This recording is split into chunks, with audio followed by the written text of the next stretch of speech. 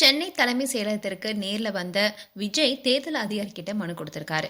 பெரம்பூர் தொகுதியில் விஜய்க்கு அனுமதி அளிக்கப்படாத நிலையில தான் 2 நாட்களுக்கு முன்னாடியே அனுமதி கேட்கப்பட்டாலும் இறுதி கட்டத்தில் அனுமதி மறுக்கப்படுவதாகவும், திமுகவுக்கு ஆதரவாக சில அதிகாரிகள் செயல்படுவதாகவும் அவங்கள மாற்றக்கோரி தாவேகா தலைவர் விஜய் மனு அளித்ததா தகவல் வெளியாக இருக்கு.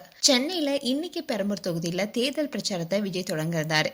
இதுக்காக தேர்தல் ஆணையத்துக்கிட்ட அனுமதி கேட்டிருந்த நிலையில தான் தாவேகா அனுமதி கேட்டிருந்த இடத்துல 3000 பேர் வரை நிற்க முடியாதுன்னு சொல்லி தேர்தல் ஆணையம் அனுமதி மறுத்திருக்காங்க.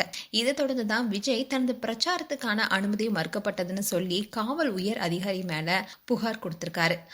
அதோட காவல் உயர் அதிகாரிகள்லாம் ஒருதலைபட்சமா செயல்படுறாங்கன்னு தலைமை தேர்தல் அதிகாரி கிட்ட புகார் கொடுத்திருக்காரு.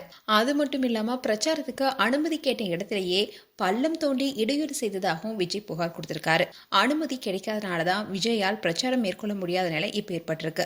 இந்த விஷயம் தான் இப்ப பேசும் பொருளா இருக்கு.